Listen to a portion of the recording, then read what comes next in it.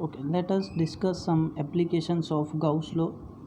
Application 1, electric field due to an infinite long charge wire. Okay, with the help of Gauss law, we can easily find an electric field of a body if it has some symmetry. Here we have an infinite long charge wire. Okay, now consider thin infinite long charge wire having linear charge density lambda. Okay, the direction of electric field is radially outwards.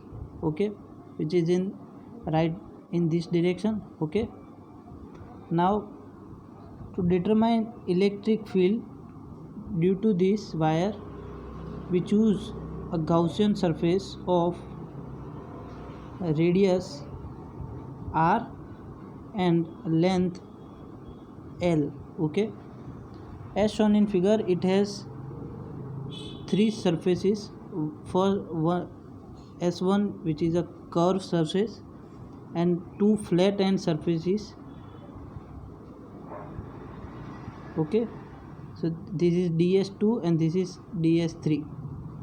Now electric flux through this Gaussian surface is given by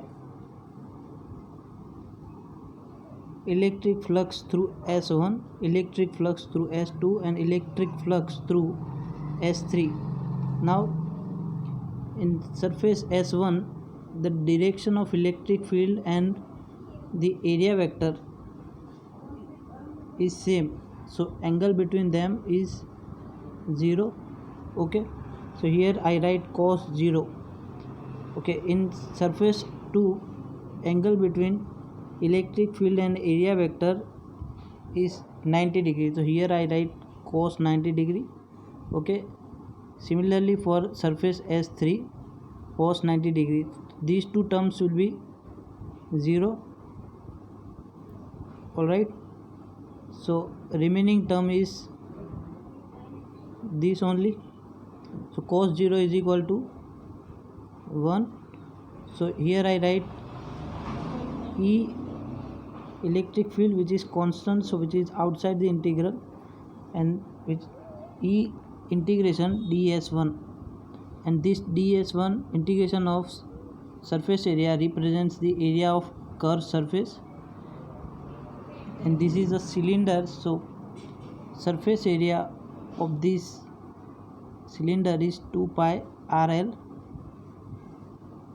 Then Gauss theorem says that total electric flux through a closed surface is 1 upon epsilon 0 times net charge enclosed by closed surface. Okay, so here I have two equations. This is equation 1 and this is equation 2. Okay, left hand side of these equations are same, so right hand side of equations are also same.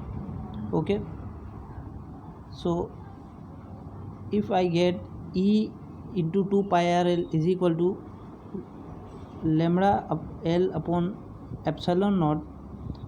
Okay, so if 2 pi rl is in multiplication with electric field, if I make subject of formula is electric field, then I get this equation.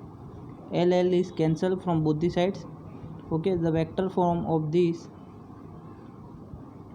is this, and n cap is represents a unit vector in plane normal to the wire. This is the equation for electric field due to a charged wire. Okay, now second application, electric field due to a uniformly charged infinite plane sheet. Consider a thin infinite plane sheet with uniform surface charge density sigma. Okay, electric field point outwards normal to the sheet. Okay, it must have some same magnitude and opposite direction at P and P dash. We choose a cylindrical Gaussian surface to determine electric field. Okay, this Gaussian surface having cross sectional area is A and surface charge density is sigma. So charge on this covered by this Gaussian surface is sigma into A.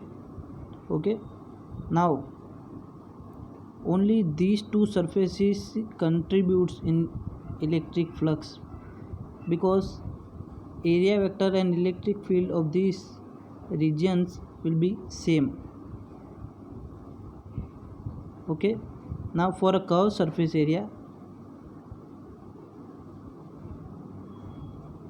electric field is in this direction and area vector is in this direction, so angle between them is 90 degree, so cos 90 is equal to 0. So curved surface area not contributes in electric flux. Okay, so flux through this surface is EA, flux through this and surface is EA, so total flux is 2EA.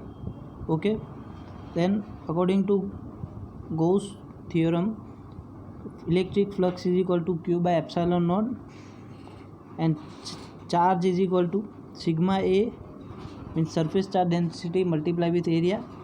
Okay, if I compare these two, then if I make the subject of formula as electric field, so I get E is equal to sigma upon 2 epsilon naught, and vector form of this equation is here. Alright, so this is the equation for electric field due to a charge plane sheet. Okay, now third application, electric field due to uniformly charged thin spherical shell. Okay, this is my thin spherical shell. Okay, having consider a thin spherical shell of radius capital R with uniform surface charge density sigma.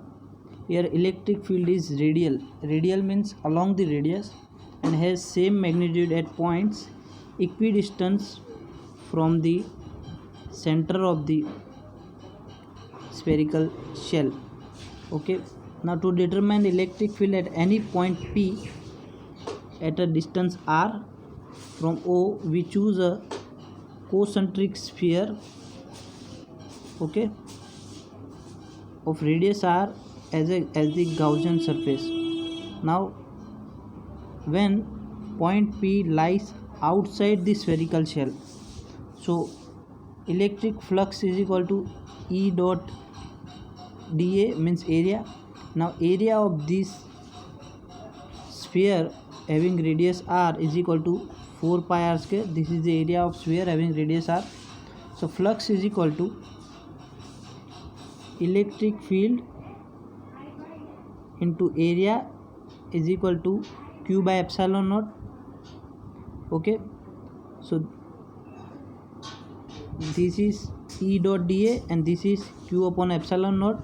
Now if I compare these two equations, then if I make the subject of formula electric field, if I so I get electric field E is equal to KQ by R square. This is the electric field at a point which lies outside the spherical shell. Now when P lies on the spherical shell, so electric field flux is equal to electric field multiply with area and that area is 4 pi r square. Okay, and flux is equal to Q by epsilon naught. So electric field is equal to Q upon 4 pi epsilon naught r square. Here sigma is equal to Q by A. So charge is Q and area is 4 pi r square is the area. So here I write sigma upon epsilon naught, and this is the equation for a point which lies on the spherical shell. Now if point P lies inside the spherical shell, then the Gaussian surface is inside the spherical shell. Okay, now charge covered by this Gaussian surface is 0 because charge is on the spherical shell, not inside the spherical shell. So if the charge is 0, means flux is 0. If flux is 0, then field is 0. Alright, charge is here 0, so flux is equal to 0. If flux is equal to 0, so here field is equal to 0. Alright.